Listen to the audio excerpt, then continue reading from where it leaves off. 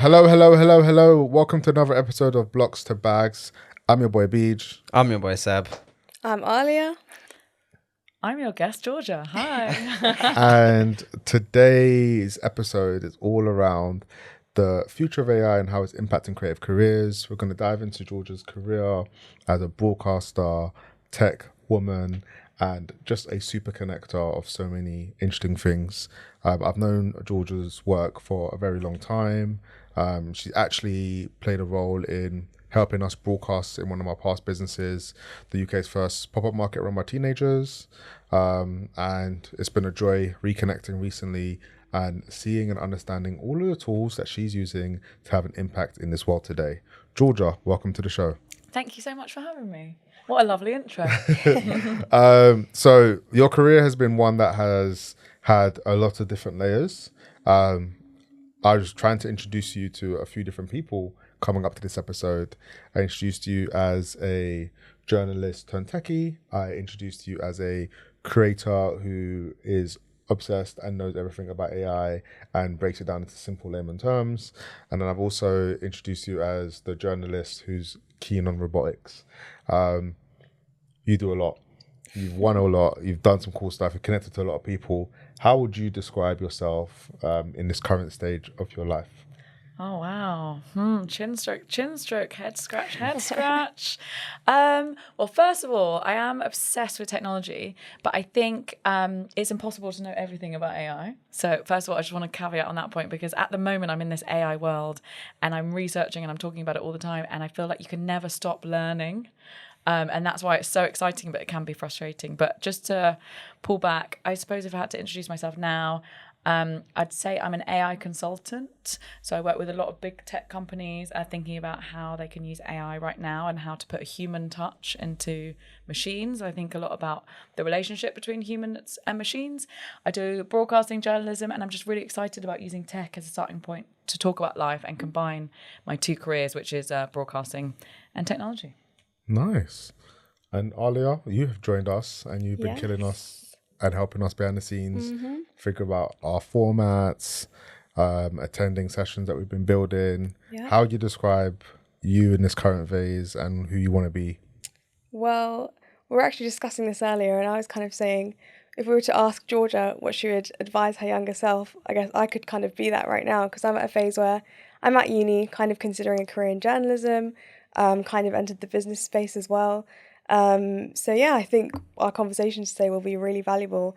And actually, I just want to start off by saying you've clearly had a lot of phases in your career, or as we like to say, you've lived many different lives. You know, you've done the journalism, you've done the tech, you've done the UX, UI. So what do you think inspired those sorts of transitions? And like, do you think everything you've done sort of has a commonality? Well, you could say my career is quite random, but I think there's a lot of things to answer in that question. So my mum's a musician and my dad makes computers. So I feel actually it's quite strange where I am right now, is exactly between those two worlds. I also think that creative people, especially of my generation, like we don't have a job for life anymore. You know, that was something our parents coveted, and that was so desirable. But actually, if you're creative, you're just creative, I think. And there was a point, I don't know if you remember, when everyone was kind of bashing that word slashy. Do you remember? Like in the early kind of Twitter days, I'm like a model / actress / blah, blah. And fair play, I understand people kind of like mocking that idea. But if you want to create, you just want to make stuff, and you get bored doing one kind of thing, don't you? And I would hope that any job you do, you'll see the ways that you can like repurpose your skills to do something else with it, you know? Yeah. I love that. So we are in era, bring back the era of slash is what I'm thinking. What you just said. Recently, you've been developing workshops. Tell us a bit about that and how they've been going, because I've been watching and keeping a keen eye, but I'd love for the audience right now who are playing with AI and thinking about playing with AI in their business or their career to understand cool things they could do. So recently I've been running a lot of different workshops. I think that AI can seem quite scary. It's quite a heavy acronym. A lot of people are terrified it's going to come for their jobs, automate things, make them redundant. So I'm just on a bit of a mission to make people excited about it. I don't want to be on the wrong side of history, and I think it's really important that we acknowledge like the scary stuff that it might be capable of, and I think the law needs to catch up with it like yesterday. But right now there's a lot of like really interesting things, especially as a creative person. If I was starting a uni now, the things you can do with AI tools, it just puts the power in your hands. Yeah. Like when I started at SB, I couldn't edit video. You know, there's all these things that seem so difficult for me to achieve that now can become so easily. So I think it can be really empowering. So yeah, I've just been running a lot of workshops teaching people how to use things that are out there already, how to like train ChatGPT with their tone of voice, how to use AI tools to I don't know if level up's the word, but like to inspire their creativity and like work alongside the machines, especially I think for artists of any type. If you have a creative block, AI can be really handy. So yeah, I've been running workshops about all kind of things. You said a couple of things there actually that I have questions about. So I feel like the majority of people right now are mostly afraid of this kind of vast technological development that's happening, but you really seem to have kind of a more positive outlook. So what makes you so sort of optimistic about everything? Do you feel afraid? A bit of both, I think. Yeah, a bit of both. Yeah, I think that's healthy, a healthy place to be. Like I say, I don't want to be on the wrong side of history, but I feel like the utopian dream is that like AI is the antidote to this like capitalist society that just simply isn't working right now, is it?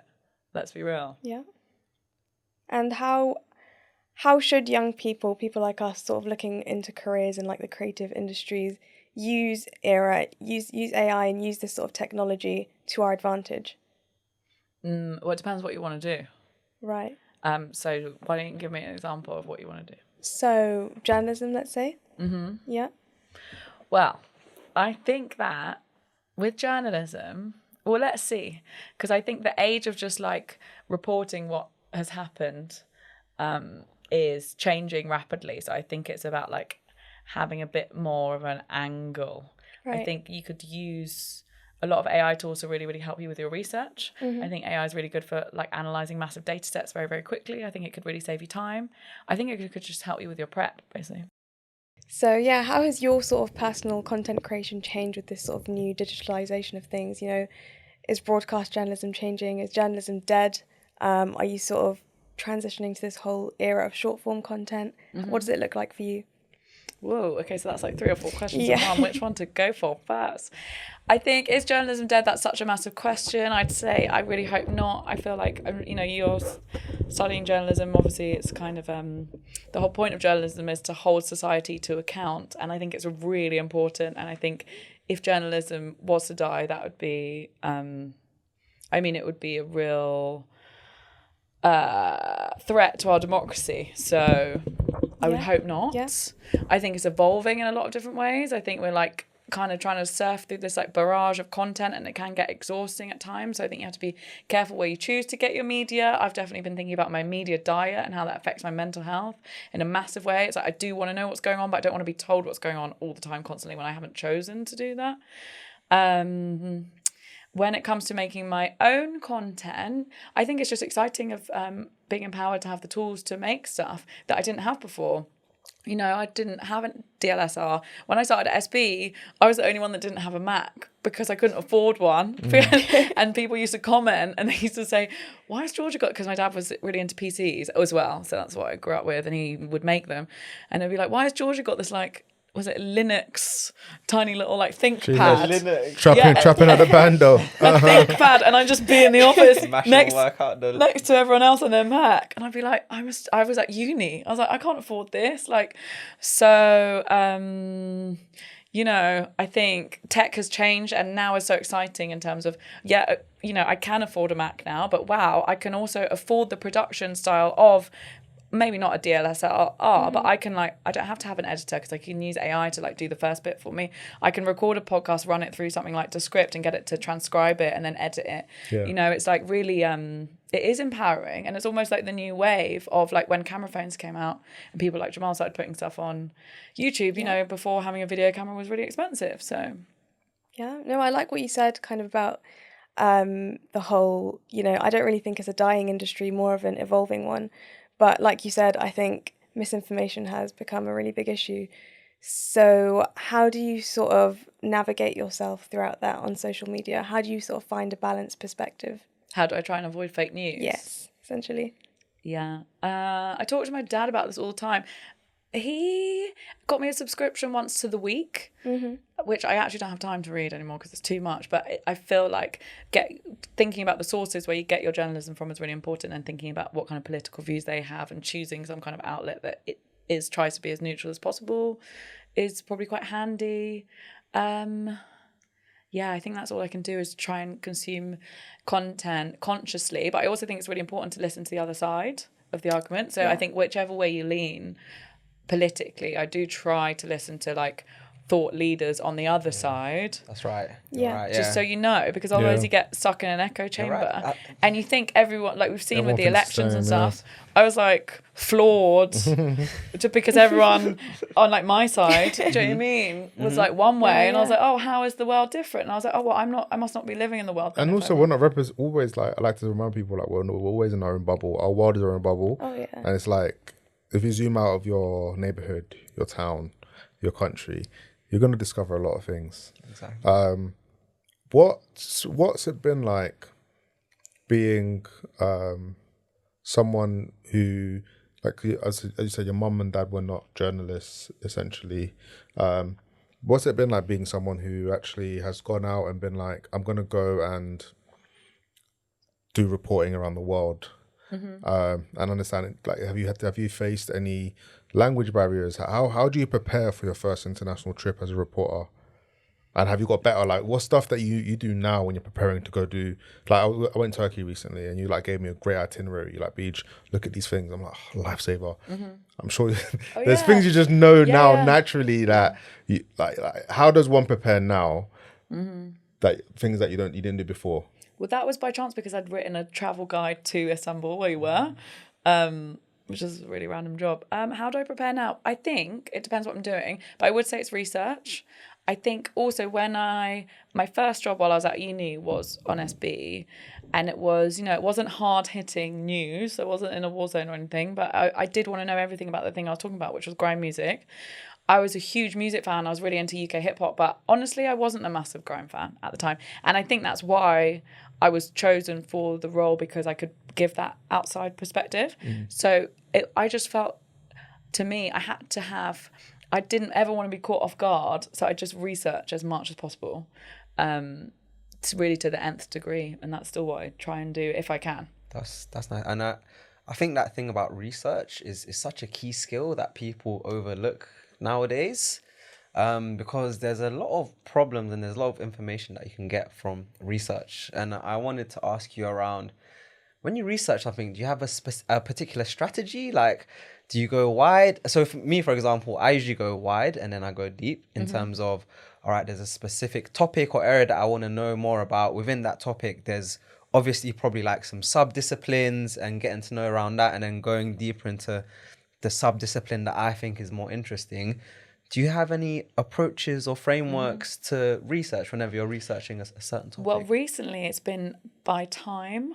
Because like I was saying at the beginning, with AI, it's never ending. Like, we're in this age of exponential growth. We're in the fourth industrial revolution. Almost by the time I've written down my research, there's something else that's been invented that I can't catch up with.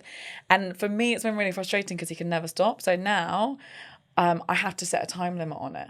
So it's just that way. And I feel so lucky that I get to research as part of my job, because I love it. I love reading. And then I love reading like two sides of the story, thinking about how they kind of match up or don't. So yeah, I would just say time. I'd say, like, obviously I check like the usual channels like Google News and YouTube, but then obviously like social media, even sometimes on Instagram. Okay. Like, where do you usually do your research? So I love Uncle Google, as my mom calls him. Yeah. I always go to Google first.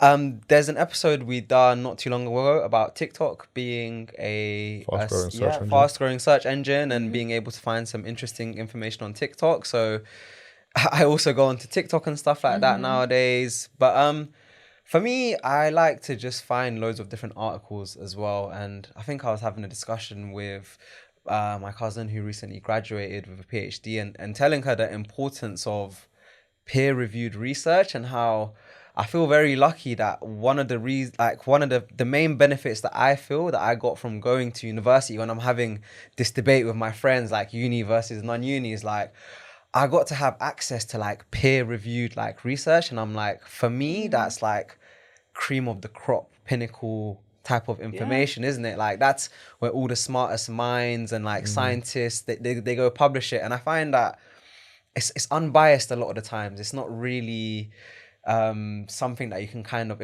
although there probably is some issues in the world of journals and stuff like that, but I always find that it's a interesting source of like knowledge and information. And some of my favorite podcasters, they actually reference a lot of like journal entries, and they kind of break them down for like mass audiences and mass consumption, which I find quite interesting. And do you find the journals on Google? I used to find the journals on Google. Now I actually listen to podcasters who literally break down, like they literally do like read peer-reviewed analysis of journal. They literally read peer-reviewed journals, and then they kind of just like break it down. Which is, as someone that's studying right now, Aaliyah, how are you researching? Yeah, so obviously I'm at uni as well, so the journals, the academia, I love it, but I think the reality of it is a lot of people don't. And I think more and more people, young people as well, are consuming their news on social media, which isn't the best thing to do, but it's kind of something that we've got to accept is happening right now. So I think, as you were kind of saying before, finding that sort of nuance in when you're sort of finding your information is really important, because I mean the way social media is designed is to kind of feed you more of what you believe, and I think that's been a really massive place why all of this sort of polarization has been happening in politics lately.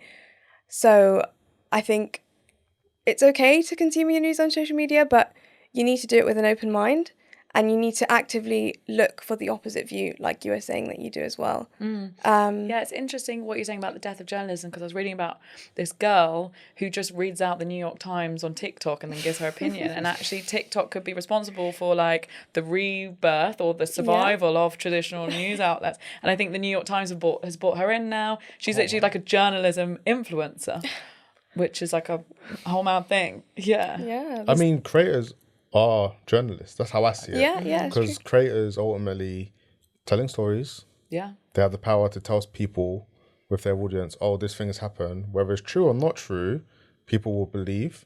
And they also have the ability to get people together. And these are all like classic elements of what a journalist has been able to do in written or on broadcast form. Take the streamer, Case and Night. He put out a message to his audience, meet me in New York at this memorial park, and thousands of kids descended I on think New it York. was tens of thousands Descended on New York and caused mass havoc. He didn't call them to create mass havoc. He just said, I'm giving out PlayStation 5s, meet me at the park. Something he could do 2 years ago, 3 years ago for it, but his brand has got so big that if he says, for example, oh yeah, like Republicans have done this to me, or like, he has that influence. Yeah. So a lot more creators now, to use a word that works with the framework. What I'm trying to say here, a lot of creators, in my opinion, now, especially the ones that are a bit more older than Gen Z, so those that have seen the cycle of Twitter and Instagram growing and have seen cancel culture come into play. I think people are a bit more conscious with what they say or don't say, and in that consciousness, it makes you a journalist, makes you a former journalist. To be honest, I really shied away from that. And I like that you're calling it creators, not influencers. Because for a long time, you know, I was on YouTube all the time, but I didn't want to like put selfies of myself. Everyone was like, start a YouTube channel. I didn't want to like put my makeup on in my bedroom. It just felt weird to me. And it's only now, look, let's be honest, I haven't got like millions of followers. It's only now that I'm embracing it because I've got something that I really want to talk about that I feel like adds value. So, yeah, it's interesting, I guess. So as a group, what do we all predict, especially with elections coming up next year, especially with the fact that we've got the Olympics, you've got Euros, there are so many moments for people to tell stories, so many moments we would connect. If we're going to run down this theme of creator, what do we think the future of creators will be in 2024? Earlier this year, Seb and I did an episode on the fact that the creator economy is going to be worth over 100 billion. the number just keeps going up and up and up. Like, I don't even know what the layers that they're giving them. So for people that are watching at home who want to become creators, who want to start telling stories, what are some predictions that we as a group of people who consume and create content, what do we think is going to be the future of creators, and what are some low-hanging opportunities for people to think about? Well, I was talking to our mate Abba today, Abba Desi, who runs Hustle Crew. We were talking about this, and she said something interesting. She said she saw some graph about how much creators get paid, but from brand deals, and it's really scattered. And like some brands pay creators X amount who have Y followers, and some brands would pay a creator that has the same amount of followers way less or way more. So I think it's quite, in terms of like monetizing, I feel like it's quite hard to quantify from a creator's point of view. Would you agree? Absolutely. Yeah, there's no like can be. set standard. Can be, but When it works, it works. It depends. So, for example, the way I see it is creators are going to be paid by platforms rather than agencies or brands. It's all being platformed. So this is why creators love YouTube and everyone wants to be like a YouTuber. It's come from knowledge of previously working in the influencer marketing like world, and like the biggest brand deals, and like the best monetization essentially happens on YouTube. But then I think Twitch, and we're talking about Kai Cenat and some of these streamers that are coming up, I think Twitch and live streaming is also like going to be a very interesting form of like, I see it as it's going to be like the new form of like journalism.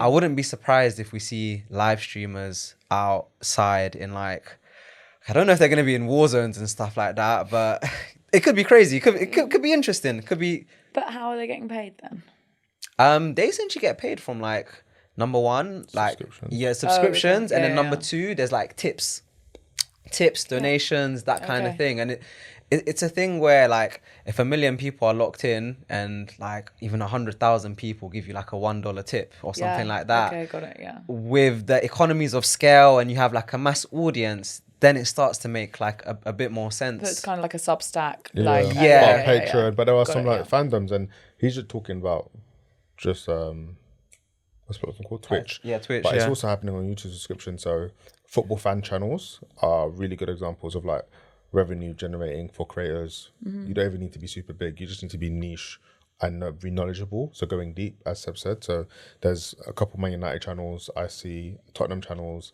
and Arsenal channels. But in particular, I think the Man United and Arsenal fan channels from the UK, and then Barcelona, Real Madrid, and obviously Juventus. But the Man United ones are one of the most knowledgeable about, and there isn't one person who has the whole market share. There's a guy called Stephen Howson's got 250,000 subscribers, but he's got a solid 10,000 people who pay £3.99, £4.99 a month, just giving him that 20k, 30k revenue that he needs, and he's able to then implement and do more content.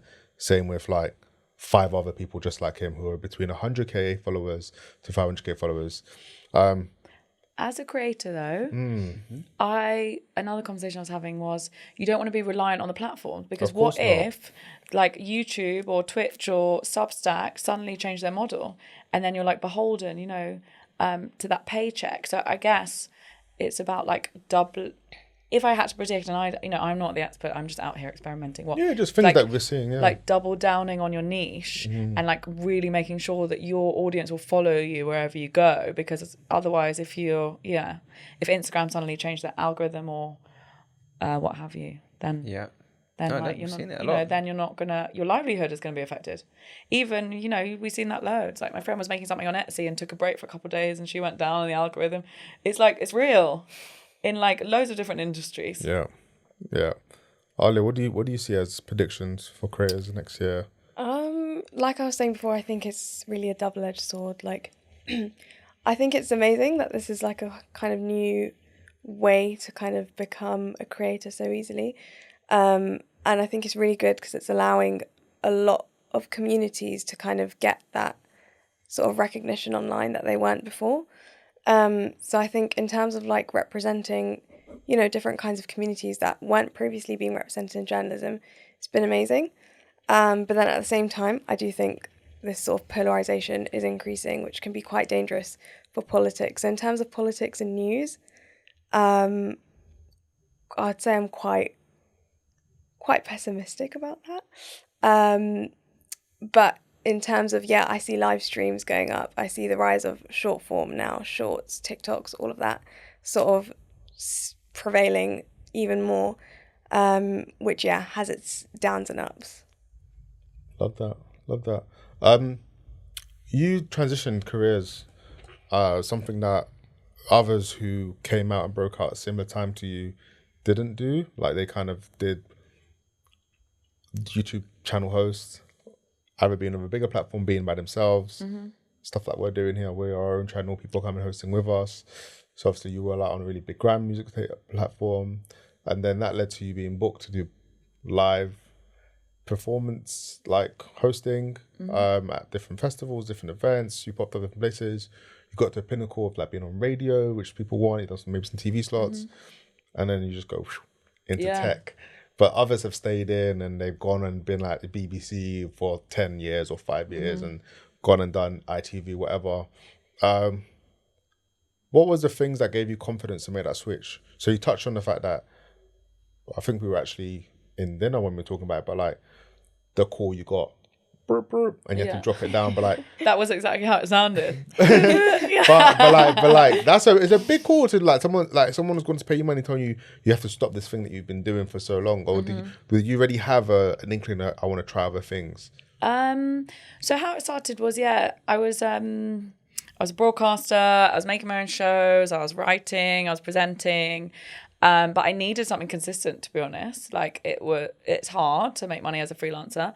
And I applied for like a writing job. I was like, perfect, I'll do a copywriting job a couple of days a week, and that will like give me like the time and space to work on my own stuff, and when the big jobs come along, fine. But it was really mysterious, and it was pop culture writer. I was like, oh yeah, I could do that. I'm talking about pop culture all the time. I did loads of auditions, and it ended up being at Microsoft for their AI personal assistant, which was called Cortana at the time, which doesn't exist anymore. And I was like, this is hella weird, but I'm really into it. It was really strange. It was the first time like humans were talking to their phones, and it was all like thinking about like what humans want from their relationship with machines. And also they'd done all this research into personal assistants. They'd interviewed all these personal assistants. And it was my job to make it British. And I didn't realize how British I was. And it used like all my script writing skills. I learned all these things about like different cultures all over the world. Like this is getting geeky. Should I just go on with the geekiness? Okay, so let's title this segment, How to Become the Voice of Siri. How to become a personal assistant voice in AI. Go. Well, the thing is, that job doesn't even exist anymore because it was such a like small part of time. So yeah, when I was at Microsoft, I learned all about this thing called Hofstede's cultural theory. Do you know about that? No. It's quite weird. So it's like basically these people at IBM commissioned this big study because someone from America was trying to do a deal with a Japanese business person, and they couldn't get it across the line, and it was because the American kept serving the tea. So then Hofstede invented this like scale of theory of how different cultures interact with each other and do business. So it was just fascinating to me from like that point of view, of just like using my brain. And I got really into thinking about what makes British people British, and we're actually quite anarchist. We can be quite polite, but we don't mind like challenging authority. Anyway, I got really obsessed with it, as you can tell, and I got really into like robots and stuff. And obviously, I grew up with my dad like making computers, but I was still doing the music presenting. I was on Beats One, which I love doing, but this like techie stuff, it just felt like a new challenge, I suppose. And then Google approached me and said, "Do you want to write the personality of the Google Assistant?" Which that does still exist though. The Google Assistant still exists, yeah. And there are a few people on that team. But since the advent of AI, a lot of my old team there are actually working on Bard now. Yeah, so that's like a whole different skill, because I was writing what essentially large language models like ChatGPT is saying now, because they didn't have the capabilities to say that. We would always say we're writing ourselves out of a job because we're teaching the machine how to have personality. So my job was, if you asked a Google Assistant like, turn the lights on, or how old is Obama, that wasn't me. But if you said like, do you like grime, or do you like the Spice Girls, do you love me, are you a feminist, I'd write all the answers. So I just thought, let's give it a go. I'd never had a full-time job before. I'd never had that kind of security. If I was going to have a full-time job, let's do it at Google. You know, that makes sense. Makes sense. Every day. Like, tell us about the Google experience. It was cool. From SBTV to Google. It was quite random. It was so random. But then, the cost of that was I dropped out of the whole like scene. I wasn't like talking about music, which I love. I wasn't like doing that stuff, and you know, I did miss it. So I suppose like now I'm just combining the broadcasting skills with the tech stuff. But you know, I definitely paid my dues in learning about technology while I was there. Google was fun. Have you been to the building? You lot must have been. I've been a few times, yeah. Oh yeah, I have. Down in King's Cross. Yeah. I've been to, yeah. My there dad was was always another trying to. one. Go on, sorry. They've also got another one as well. Okay. Yeah. Victoria was the other building. Yeah, I mean, it's just crazy. Obviously, it's like capitalism gone mad. They want to keep you there. Like, you want to get in early so you can go to a free gym class and then get breakfast. You know, you want to stay late because there's dinner. And it's interesting. There's so many super clever people there. I went to Silicon Valley loads, which was mad. I got in like self-driving cars. It was just really interesting. My dad was always trying to find a way. He's like, I'm just passing through King's Cross. I was like, yeah, right, you want lunch? You want free lunch? He was there like all the time. And that was nice, you know. But yeah, I think everybody thought I was quite mad when I left, because they have this thing at a lot of the big tech companies where over half the workforce is contractors. You know that? That I didn't know. So there's like this hierarchy between like the full-time workers, like the Googlers, and the contractors, who are a lot more like unstable, I suppose. And you know, the cynics among us could say tech companies do that so they can go to their shareholders and say, look at all this growth we've achieved with this workforce. But actually it's not true, because they've got literally double that amount of workforce working as contractors, freelancers, consultants. But yeah, I stayed there for 2 years writing the personality of the Google Assistant, and I kind of got offered a position to stay there properly. And I just thought, if I take this, I'm never going to leave. People stay there for like 10 years. Get Kind of shares, is. vested, It's incredible. bonus. And like, wow, what a privileged position for me to be able to turn that away. I mean, obviously, it was like saying no to something kind of amazing. But yeah, I just thought, I want to ask questions about this stuff. And So you're clarity on your purpose. I walked away. Well, I don't know. Did I? At Maybe. the time, like you could have stayed. Yeah. That's like an inflection point. That's a moment of Yeah. I mean, I might. crossroads. I mean, it would have been cushy, you know. Yeah, but I don't know. I don't know if I did the right thing, but I did it anyway. You can always go back. Well, I don't know. Maybe, yeah. No, I think I had to do it, because you meet a lot of people and they stay there for a very, very long time. But I loved it, and I met some of like the smartest people ever. So That's cool. So one thing that I find very interesting is intersections and differences between the world of media and tech, and how they're actually becoming closer and closer as the years kind of go on. And social media, I think, was the advent of that in the modern day sort of world. It's interesting, because when I explain to people that so I work in venture capital, and like when I meet some of my creative friends, I'm like, you know what, VCs are kind of like music labels in a way. They invest in 5 or 10 sort of artists.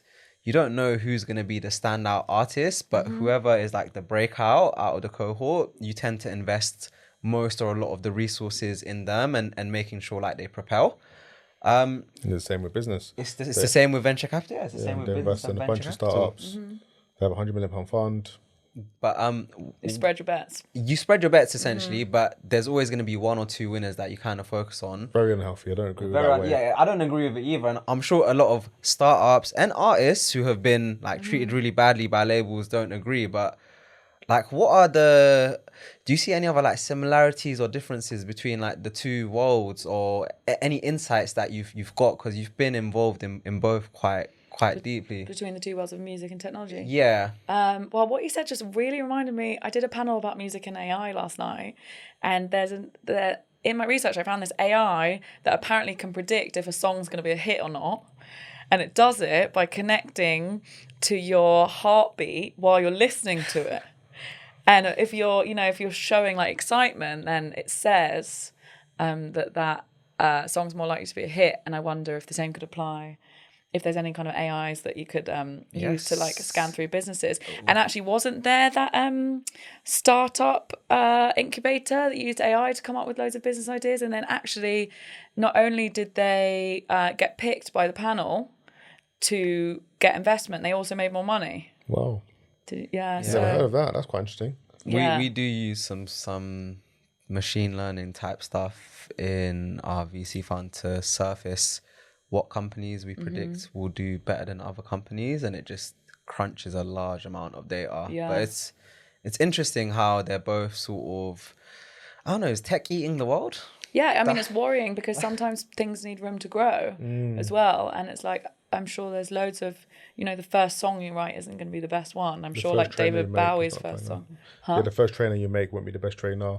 First jacket you make. Yeah, Logic. First podcast. Yeah, Logic's not always the thing that makes magic. Yeah, and like the fallibleness of a human is like, you can't measure that. Yeah. So, yeah. Which is why I don't actually believe AI will replace all jobs. Okay. AI will take loads of jobs.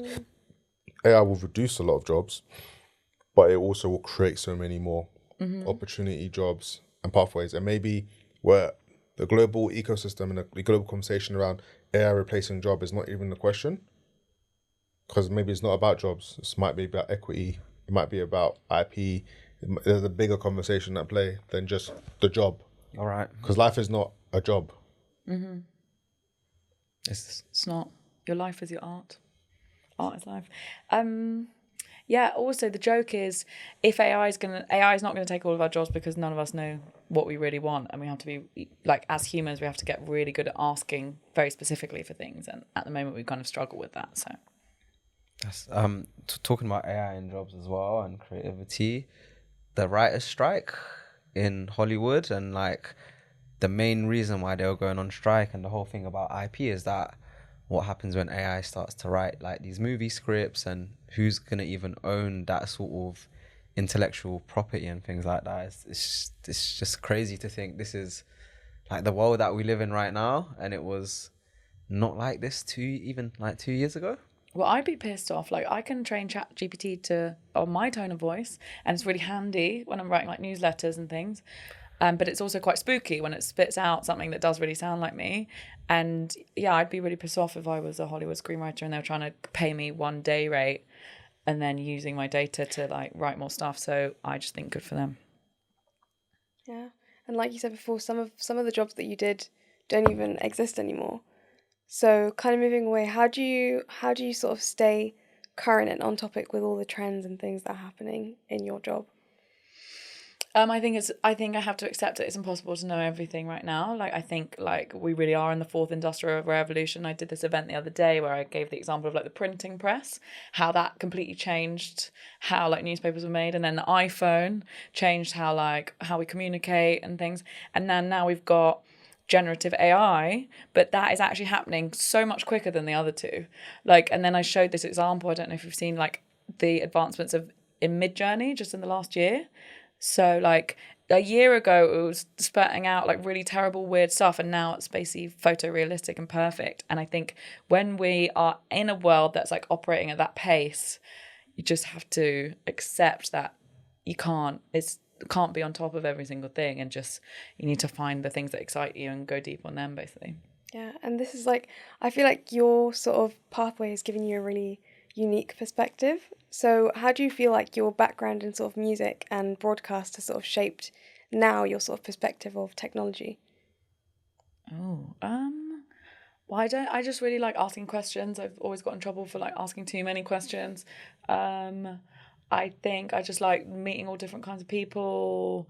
I think that actually like technology and music aren't that different because they're both quite creative. I think actually the reason why AI is so good at making music is because music comes down to maths. Yeah. And then if you want to get really deep, all of life is maths. So, I don't think they're worlds apart really. I think also technology has really advanced music. Like we wouldn't have hip hop if it wasn't for sampling, and then everyone's worried that AI is just going to like copy stuff, but that's what people were saying when like Grandmaster Flash was like knocking around in the 80s. So I think there's like loads of comparisons there. Mm-hmm. This has been a great fun episode, man. Thanks for having me. No, I really enjoyed it. And what's coming up on the horizon for your next couple of weeks? Are you able to share where you're going to be going, what you're doing, or maybe even the side thing you're working on? Like what things should people be looking out from you? The side thing With Sarah. Oh yeah. Or Lisbon. Or Lisbon. Up to you, yeah. Like, you know what I'm saying? You know what I'm saying? Yeah. Oh, I know. You just pick what you want, man. Yeah. I just want to keep talking about using tech as a starting point to talk about life. I'm developing a thing called Peachy Corp, which is like trying to make tech fun and learning about tech fun. And it's like fun, playful events for the tech curious. So that's where I've been like collating all this research and talking about tech. I'm actually starting as a consultant through a different staffing agency on behalf of Meta to see how they're using AI right now. So, and I'm going to go to Lisbon for a month and do it from there. Eat some custard tarts. I've got my newsletter called What the Tech. I don't think it's called custom tarts. I think it's called Danada. Pasta del nata. Pastel de nata. Yeah. I'm just going to... So next time you see me, these jeans aren't going to fit, but I'm going to be happy. It has been a pleasure. As always, guys, don't forget to like, comment, and subscribe. I'm your boy Beach. I'm your boy Seb. I'm Aaliyah. I'm Georgia. And we have been Blocks of Bags.